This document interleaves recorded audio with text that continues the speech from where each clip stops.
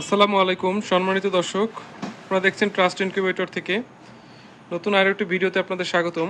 ভিডিওতে আপনারা দেখতে পাচ্ছেন একটি 300 ডিমের 100% অটোমেটিক স্টিল বডির ইনকিউবেটর মেশিন। এই মেশিনটি মূলত 3 লেয়ারের একটি ইনকিউবেটর মেশিন।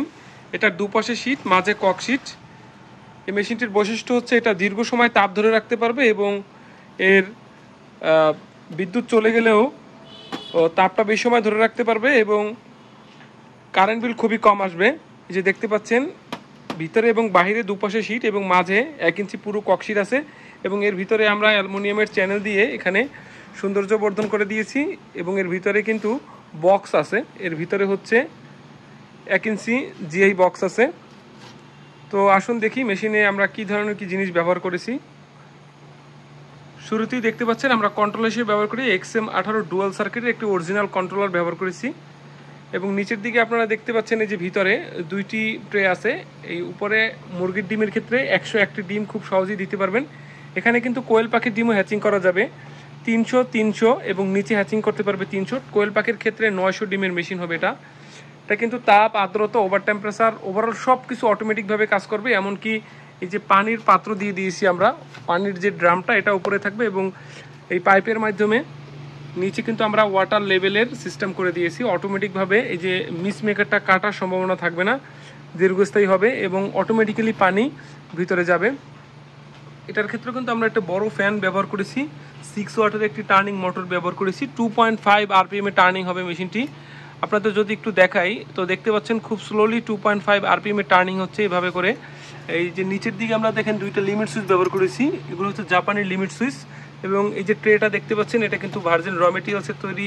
এই যে ট্রে খুবই ভালো মানের, কারণ যদি এই মেশিনগুলো দরকার হয় আমাদের থেকে নিতে পারবেন।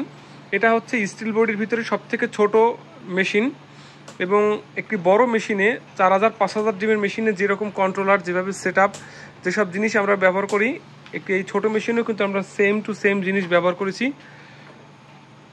তো কারো যদি এই ধরনের মেশিন দরকার হয় স্ক্রিনে দেওয়া নাম্বারে যোগাযোগ করবেন। এই মেশিনটি চট্টগ্রামে চলে যাবে আজকে। এক ভাই আমাদের কাছে অর্ডার করেছেন, আজকে আমরা এটা স্টেট ফার্স্ট কুরিয়ারের মাধ্যমে চট্টগ্রামে এটা পয়েন্ট ডেলিভারিতে যাবে। এই ধরনের বড় মেশিনগুলো কিন্তু আপনার হোম ডেলিভারি হবে না, পয়েন্ট ডেলিভারি হবে, যেহেতু এটা একটা মোটামুটি ভারী মেশিন।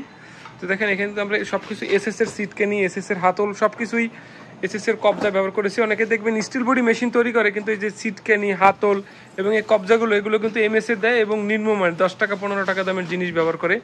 স্টিল বডি মেশিন তৈরি করলে এখানে কাঠের বা এমএসের কোনো কারবার নেই, এখানে সব কিছু হচ্ছে টোটালটাই হচ্ছে এমএসের, টোটালটাই হচ্ছে স্টিলের কারবার।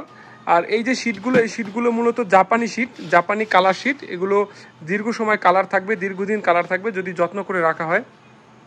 তো এই হচ্ছে মোটামুটি অবস্থা। আর একটা বিষয় বলি, এই মেশিনটা কিন্তু আমরা একটু ডিসির সিস্টেম করে দিয়েছি। আমরা মূলত এই বড় মেশিনগুলো সাধারণত ডিসি করি না, তারপরও কাস্টমারের রিকোয়েস্টে আমরা এই ডিসির সেট আপটা করে দিয়েছি।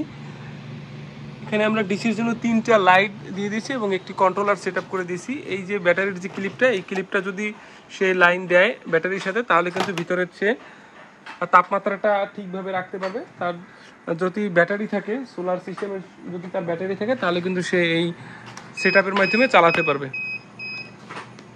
তো ভালো থাকবেন। এই মেশিন সম্পর্কিত আর কোনো জিজ্ঞাসা থাকলে আমাদেরকে ইনবক্স করবেন অথবা হোয়াটসঅ্যাপে মেসেজ দিবেন। আসসালামু আলাইকুম।